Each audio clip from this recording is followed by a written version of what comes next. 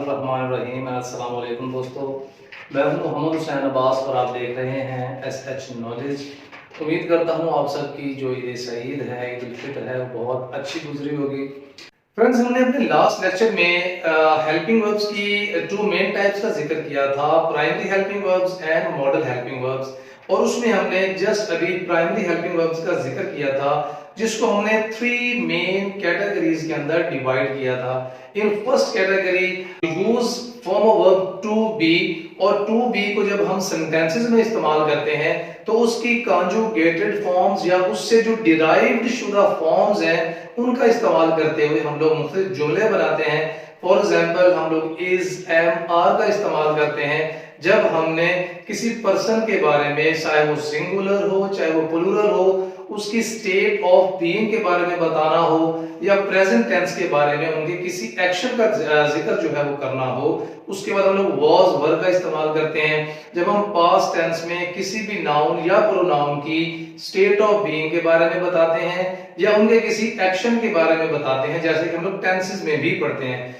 उसके बाद हमने बात की बीन और बीइंग की, जो कि हम लोग मुख्तलिफ सेंटेंसेस में इस्तेमाल करते हैं। लेकिन चूंकि ये दो हेल्पिंग वर्ब्स जो कि बीन और बीइंग है, इनका mostly use as a helping verb, इनको हम लोग पैसिव वॉइस में यूज करते हैं। उसके बाद हमने बात की टेम्पररी हेल्पिंग वर्ब्स जो हम प्रेजेंट टेंस में इस्तेमाल करते हैं, दैट आर डू, डज और डिड। डू और डज को हम प्रेजेंट के लिए इस्तेमाल करते हैं और ये शो करते हैं कि एक एक्शन जो है उसके होने या ना होने का जिक्र करते हैं। और जब हम डिड की बात करते हैं तो did is the second form और past form of do. So did जो है वो पास्ट टेंस में इस्तेमाल होती है और ये पास्ट टेंस में किसी भी पर्सन या किसी भी सब्जेक्ट के किसी भी एक्शन के होने या ना होने के बारे में हमें बताता है। उसके बाद हमने बात की कि जो थर्ड कैटेगरी है प्राइमरी हेल्पिंग वर्ब्स में, उसमें आता है हैज, हैव और हैड। हैज और हैव जब हम इसको विदाउट एक्शन यूज करते हैं, विदाउट मेन वर्ब पे यूज करते हैं, कि जब हमने किसी भी नाउन या प्रोनाउन की किसी भी ऑब्जेक्ट के साथ मलकियत को शो करना होता है, पोजेशन को शो करना होता है, और वो भी प्रेजेंट टाइम के अंदर, तो हम लोग हैज और हैव का इस्तेमाल करते हैं। सो जब आपने किसी भी ऑब्जेक्ट की, किसी भी पर्सन की, आपने किसी नाउन के साथ या किसी सब्जेक्ट के साथ एक रिश्ते को, एक कनेक्शन को, एक मलकियत को, एक पोजेशन को या ओनरशिप को आपने शो करना होता है, तो हम हैज और हैव का इस्तेमाल करते हैं प्रेजेंट टाइम। और सेम इट इज जब हम पास्ट टेंस में किसी मलकियत का शो करते हैं तो हम उस टाइम हैड का इस्तेमाल करते हैं। फॉर एग्जांपल, मेरे पास एक कीमती कैमरा था, I had an expensive camera. So these are the basic uses of primary helping verbs.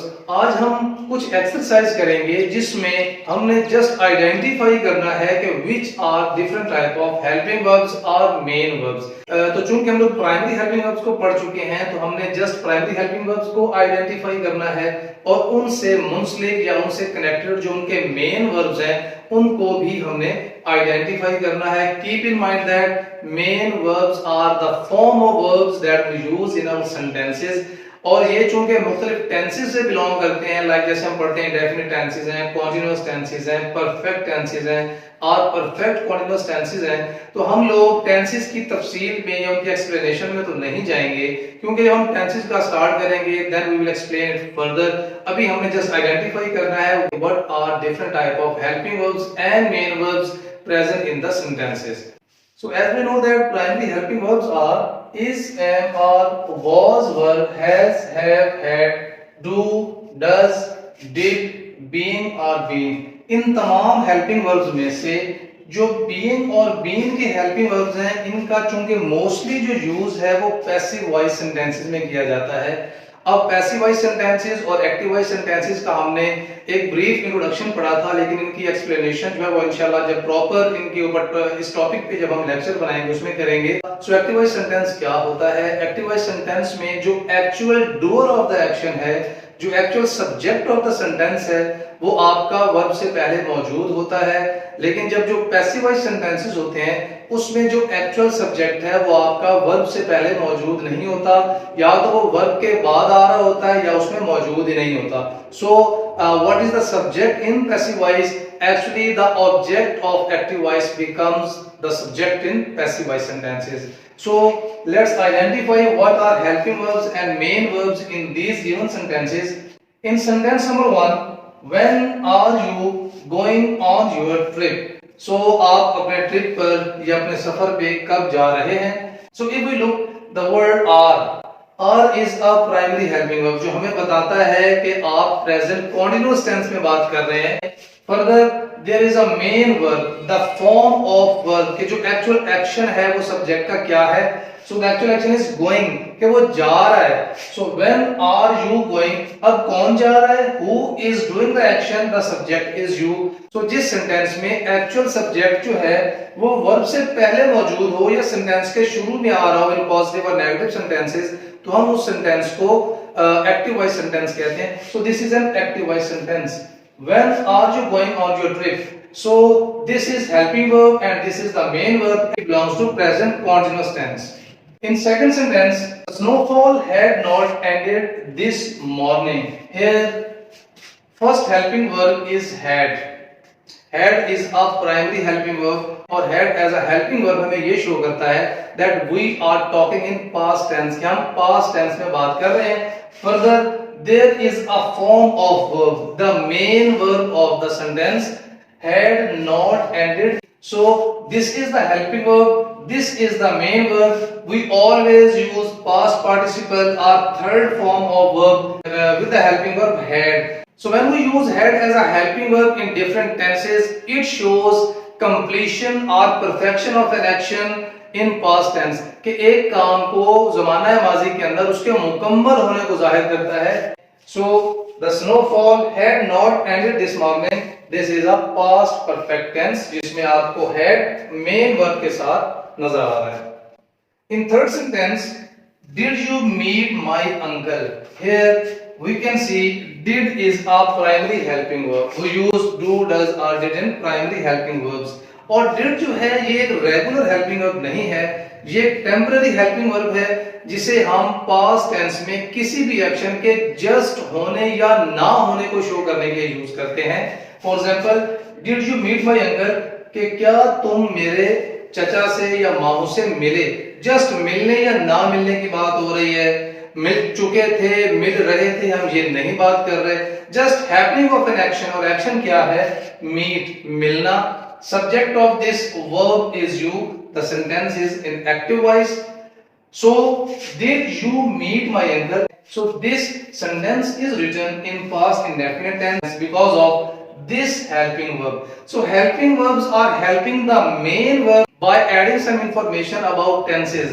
और एक और बात आपने याद रखनी है कि जब हम did का इस्तेमाल करते हैं क्योंकि गुजरे हुए जमाने को शो करने के लिए, उसके बाद हम वर्ब की हमेशा फर्स्ट फॉर्म का इस्तेमाल करते हैं। In sentence number 4, the old man does not walk anymore. So does not walk. The sentence is written in negative form and the helping verb is does. Primary helping verb does is used in this sentence. और does या do का हम इस्तेमाल तब करते हैं जब आप प्रेजेंट टेंस में किसी भी एक्शन के होने या ना होने का जिक्र करते हैं। And the form of verb is used as walk. Walk मतलब चलना या फिरना। डज नॉट वॉक के वो चलता नहीं है। सो जस्ट एक काम के होने या ना होने का जिक्र है प्रेजेंट टाइम के अंदर। So this sentence is written in present indefinite tense. So past indefinite, present indefinite tense, the difference is just we have to use did in past indefinite tense or do and does in present indefinite tenses. Present indefinite को हम indefinite इसलिए कहते हैं because actions are happening indefinitely. वो किसी reference of time के साथ नहीं हो रहा है, वो continuous form में नहीं है, वो in the time of completion नहीं है, वो किसी reference of time से नहीं हो रहे हैं, वो just होते हैं या नहीं होते हैं। So कोई भी action जो randomly, regularly किसी भी sense में उसके होने या ना होने का हम जिक्र करते हैं। फॉर एग्जाम्पल, बारिश होती है, बच्चा रोता है, बच्चा दूध पीता है, वो इंग्लिश पढ़ता है, तो जस्ट एक मोमेंट ऑफ प्रेजेंट और पास्ट ऑफ जो है वो जिक्र कर रहे होते हैं कि एक्शन जो है वो होता है या नहीं होता है। सो वी यूज प्रेजेंट और past indefinite tenses in that case. In the last sentence, how many books have you read this year? So अगर हम इस सेंटेंस में देखें, we have used have और has प्राइमरी हेल्पिंग वर्ब्स हैं, और जब आप इनको टेंसेस में इस्तेमाल करते हैं with form of verb or main verb, they show us that the action is completed in present time or past time. ये एक एक्शन के या एक काम के मुकम्मल होने का जिक्र करते हैं. सो अगर हमने हैव की बात की है तो इट मींस कि हमने प्रेजेंट टाइम के अंदर एक एक्शन के मुकम्मल होने की बात की है, और एक्शन क्या है? रेड. सो आपने प्रोनाउंसिएशन का बहुत ख्याल रखना है. जब हम फर्स्ट फॉर्म की बात करते हैं तो हम कहते हैं रीड. जब हम सेकंड या थर्ड फॉर्म की बात करते हैं देन वी से रेड. प्रोनाउंसिएशन जो है वो रेड है, लेकिन जो स्पेलिंग्स है वो सेम रहते हैं. So you have to understand the pronunciation when you are using past participle form of some regular main verbs. And the subject of the verb is you. So this sentence is written in present perfect tense. और इन tenses का हमें कैसे पता चल रहा है? Just because of the helping verb. हमें helping verbs इस बात की इंडिकेशन दे रहे हैं, हमें इंफॉर्मेशन दे रहे हैं कि वो किस टेंस में मेन वर्ब की हेल्प कर रहे हैं, कि वो अपने मीनिंग को कन्वे कर सके, वो अपने मीनिंग को रॉन्गली स्टेट ना करे, कि एक जो सब्जेक्ट है वो किस टेंस में एक एक्शन के मुकम्मल होने की बात कर रहा है, उसके जारी रहने की बात कर रहा है, या जस्ट एक एक्शन के जस्ट होने या ना होने का जिक्र करता है. Now we will do some sentences in which we use primary helping verbs without action verbs और विदाउट मेन वर्ब्स. सो अब हम उन सेंटेंसेस की बात कर रहे हैं जिनमें हम प्राइमरी हेल्पिंग वर्ब्स का इस्तेमाल कर रहे हैं, लेकिन इसमें कोई फॉर्म ऑफ वर्ब यूज नहीं की जा रही. For example in the first sentence he is a poor man, कि वो एक गरीब आदमी है. So here is a primary helping verb, so we will encircle the helping verb here. In the second sentence she has a beautiful smile, so here the helping verb we have used as a primary helping verb is has. In third sentence I am a teacher, कि मैं एक उस्ताद हूँ, यहाँ पर हमने am को बतौर primary helping verb भी इस्तेमाल किया है. In fourth sentence they were our friends, कि वो हमारे दोस्त थे, यहाँ पे हमने वर्ब को बतौर प्राइमरी हेल्पिंग वर्ब्स के इस्तेमाल किया है. You had a chance to qualify, यहाँ पे हमने had को बतौर प्राइमरी हेल्पिंग वर्ब्स के इस्तेमाल किया है. And in our last sentence it is a beautiful house, so in the last sentence is को हमने बतौर प्राइमरी हेल्पिंग वर्ब्स के हमने इस्तेमाल किया है. अब हम इनको थोड़ा सा एक्सप्लेन कर देते हैं. एक चीज यहाँ पर आप देख सकते हैं कि इन तमाम सेंटेंसेस में जस्ट हेल्पिंग वर्ब्स यूज किए गए हैं, किसी भी एक्शन या मेन वर्ब का जो इस्तेमाल है वो नहीं किया गया.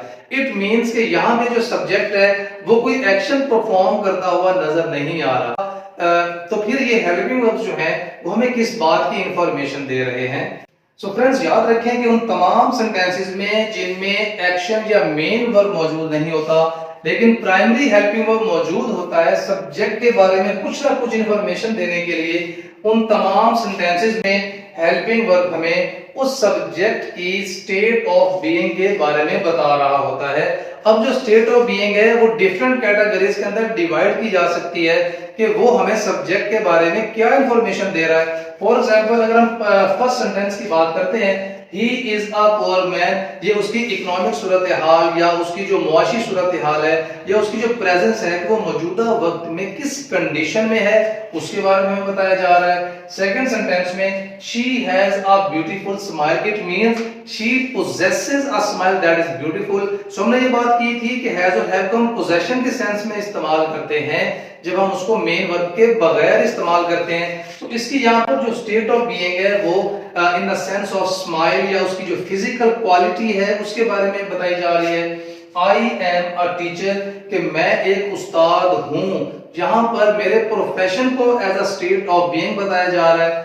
इन the fourth sentence they were our friends, so friends जो है वो एक रिलेशन की हम बात अगर करते हैं कि वो हमारे दोस्त थे, तो एक रिलेशन को बताने के लिए as a state of being we have used verb. In fifth sentence you had a chance to qualify, कि तुम्हारे पास चांस था क्वालिफाई करने के लिए. सो इन पास्ट टेंस एक अपॉर्चुनिटी को स्टेट ऑफ बीइंग के तौर पे बताया जा रहा है कि you possessed a chance in past time to qualify. In the last sentence it is a beautiful house, so यहाँ पे आपने एक बिल्डिंग की, एक हाउस की जो स्टेट ऑफ बीइंग है, उसकी जो फिजिकल अपीयरेंस है, उसको बतौर स्टेट ऑफ बीइंग के कि वो कैसा नजर आता है, उसको जाहिर करने के लिए प्रेजेंट टाइम में हमने इसका इस्तेमाल किया है। तो यहाँ पे एक चीज बहुत इंपॉर्टेंट है कि जब आप विदाउट टेंस, विदाउट एक्शन के प्राइमरी हेल्पिंग वर्ब्स का इस्तेमाल करते हैं तो ये मीनिंग दे रहे होते हैं है, हूं, है, इस तरह के मीनिंग्स दे रहे होते हैं कि जस्ट आप उनकी स्टेट ऑफ बीइंग्स के बारे में हमें इंफॉर्मेशन दे रहे हैं। लेकिन जब हम इनके साथ वर्ब्स को ऐड करते हैं, एक्शंस को ऐड करते हैं मुख्तलिफ टेंसेस बनाने के लिए, तो उसमें हमें ये हेल्प कर रहे होते हैं कि हम किस टेंस में बात कर रहे हैं और सब्जेक्ट जो है वो फंक्शन परफॉर्म कर रहा है, परफॉर्म कर चुका है, परफॉर्म करेगा। तो इस तरह की डिफरेंट सेंसेस हमें मिलती हैं। सो प्राइमरी हेल्पिंग वर्ब्स की इन दो एक्सरसाइजेस के बाद हम जिस कंक्लूजन पे पहुंचे हैं वो कंक्लूजन ये है कि प्राइमरी हेल्पिंग वर्ब्स को हम फॉर्म ऑफ वर्ब्स के साथ भी यूज करते हैं और विदाउट फॉर्म ऑफ वर्ब्स के भी यूज करते हैं। जब हम उनको without form of verbs use करते हैं तो वो हमें स्टेट ऑफ बीइंग बताते हैं, लेकिन जब हम उनको विद फॉर्म ऑफ वर्ब्स के यूज करते हैं तो helping verbs help the main verb by adding some information about tenses, time, space। तो फिर हम tenses की बात करते हैं, फिर हम सब्जेक्ट के एक्शन की बात करते हैं। सो आज के लेक्चर में हमने प्राइमरी हेल्पिंग वर्ब्स को अच्छे से समझा है कि हम इनको दो मुख्तलिफ कैटेगरीज में यूज करते हैं। दैट्स व्हाई वी से them primary helping verbs. And keep in mind कि बीइंग और बीइंग को हम एक्टिव वॉइस में यूज नहीं करते बतौर हेल्पिंग वर्ब। इनको हम मोस्ट केसेस में पैसिव वॉइस में यूज करते हैं जब हमने एक सेंटेंस को पैसिव वॉइस में लिखना हो। और पैसिव वॉइस सेंटेंसेस जो है वो मोस्टली बोले नहीं जाते, ये जब आप किसी बात पर जोर दे रहे होते हैं। जैसे फॉर एग्जांपल क्लासरूम्स में टीचर्स बच्चों को कह देते हैं कि अगर तुम काम करके नहीं आओगे तो तुम्हें पनिशमेंट मिलेगी। अब उसमें टीचर ये वर्ड इस्तेमाल नहीं करता कि टीचर तुम्हें पनिशमेंट देगा, ये एक्टिव वॉइस है। तुम्हें पनिशमेंट मिलेगी, ये पैसिव वॉइस है, क्योंकि उसमें एक्चुअल सब्जेक्ट का जिक्र नहीं हो रहा होता। ठीक है। सो इस तरह के जितने भी सेंटेंसेस हैं जो यूजुअली, मोस्टली, नॉर्मली नहीं बोले जाते हैं, उन तमाम सेंटेंसेस को हम पैसिव वॉइस कहते हैं। और उसमें बीइंग और बीइंग हम इस्तेमाल करते हैं और किन केसेस में इस्तेमाल करते हैं, we will discuss it later इंशाल्लाह in coming videos. Hope so कि आपको आज की इंफॉर्मेशन, आपको आज की वीडियो पसंद आई होगी। If you think this is informative then subscribe this channel, share your opinion with me and be a part of this channel also. It will also encourage me to share my information with you. So इंशाल्लाह आपसे next video में मुलाकात होगी। अपना बहुत ज़्यादा ख्याल रखिएगा। Thank you so much and Allah Hafiz.